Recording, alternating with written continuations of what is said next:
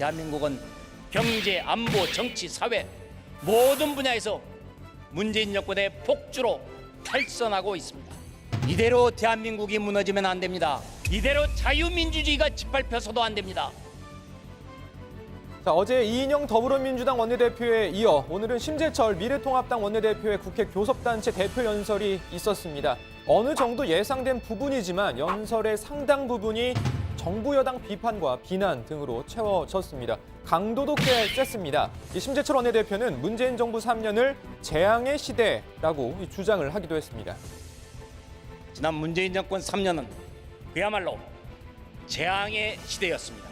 대한민국의 근본이 무너지고 국민 삶이 피폐해지는 3대 재앙의 정권이었습니다. 심재철 원내대표는 오늘 연설 앞부분에서 미래통합당 출범의 당위성과 앞으로의 목표 등을 자세히 설명하기도 했습니다.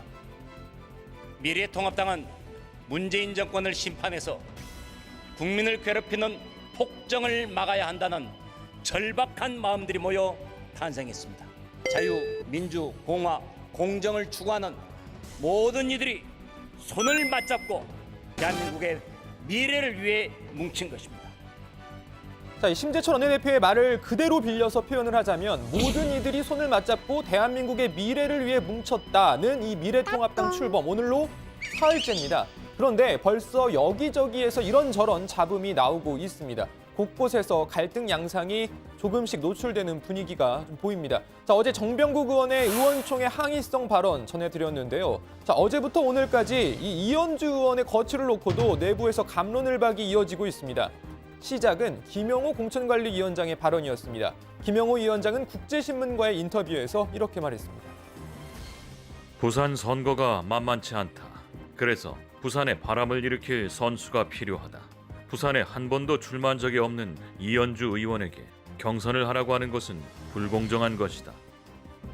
당 안팎에선 이 발언을 이현주 의원의 전략공천 가능성을 암시하는 것으로 이해했습니다. 자, 정치권에서 지난해부터 이미 이현주 의원의 부산 중구 영도구 지역 출마 가능성이 거론된 바 있는데요. 자, 이 발언에 현재 중구 영도구 지역구 의원이자 불출마 선언을 한 김무성 의원이 발끈한 겁니다.